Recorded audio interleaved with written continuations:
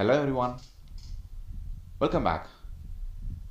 So far we have discussed one of the important looping concept, which is nothing but while loop. Okay, so now we are going to discuss about the other important loop is for. Okay, so to comparing while and for loop, even though both of them kind of doing the same job, but in the industry, in the field, the people, 99% people, they are going for the for loop because it is more powerful than while loop.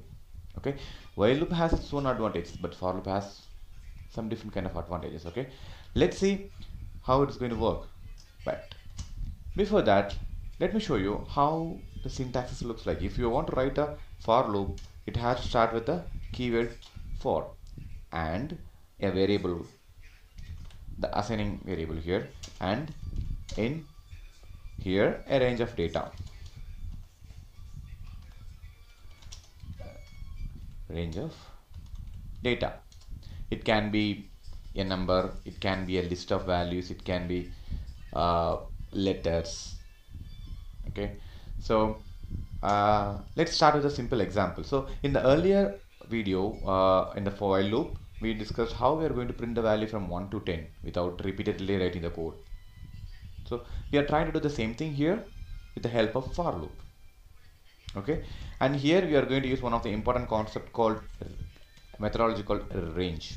Okay, so range, it's for example, if you want to print the number 1 to 10, so for example you need to provide what is the start and what is the end here.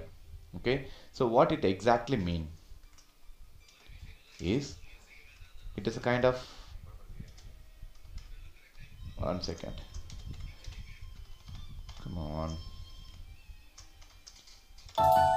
Okay, so what it exactly mean? So in order to mention I want to print the data from 1 2 3 4 and up to 10, so we don't have to write all those things.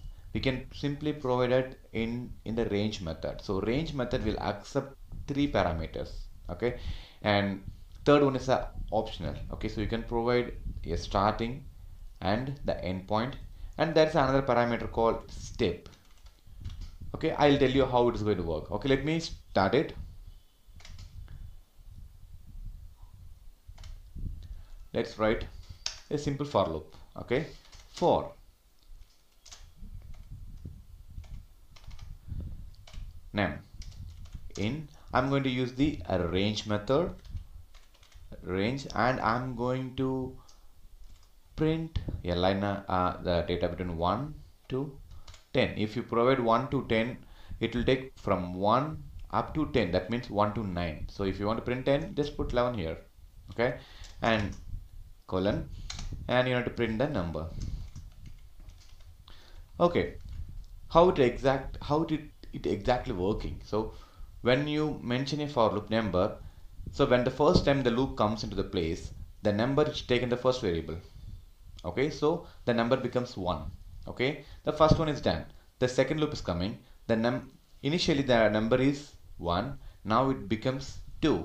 That means the next in the range. For example, 1, it was earlier it was 1, now the second turn is coming, so it will take the second range, not the second range, second value.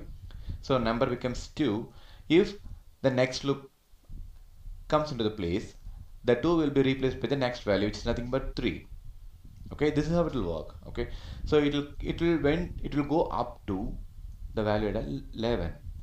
Okay, let's print this, how it's going to print the data. Okay, run module. See, it's pretty simple. 1 2 3 4 5 6 7 8 9 10 and 11, and it's printed up to 10 because I put the value range up to 1 to 11. Okay, what is the third parameter which I told you, right? Range can accept three different parameters, one start, and the second one is the end, and third one is the step. Okay, here I am printing the value 1 2 3 4 one by one. Okay, if I wanted to increment by 2, so I don't want to print 1 2 3 4, I want it to be 1 3 5 7 8, something like that. Okay, so I'm going to use the increment, the step, which step you are going to follow. For example, I'm going to put 2 here. Okay, let's see, let's run this. See, 1 3 5 7 9. Okay, So what exactly is happening? The initial, the first will come into the place. So the number becomes 1. When the second came into the picture, it will skip the second one because it jump into the next value. It will not go 1 by 1. Okay, it will go 2 by 2. Okay, it will print the first and then 3 because it will skip the 2. And then it will print the 5 and it will skip 6. The same way 1, 3, 5, 7, 9. Okay, okay, let's try something different. I want to print the data from 10 to 1. I mean in the reverse order. Okay, let's put it 11 to 1. I don't want the range. Okay, let's see how it is going to work. See, nothing's not working. The reason is it has to start from the beginning value. Okay, the beginning value is 11. Okay, the end is 1. This is not going to happen because 1 has to be the starting, 11 has to be the ending. Okay, so this will never work. So what we are going to do, I'm going to make a simple change here. I'm going to reverse the order. Instead of 1, I'm going to put -1. Okay, actually when in Python ideal, when you put minus, it will become this symbol. Okay, it's okay, it will work, and don't think it is something different. It is a minus symbol. And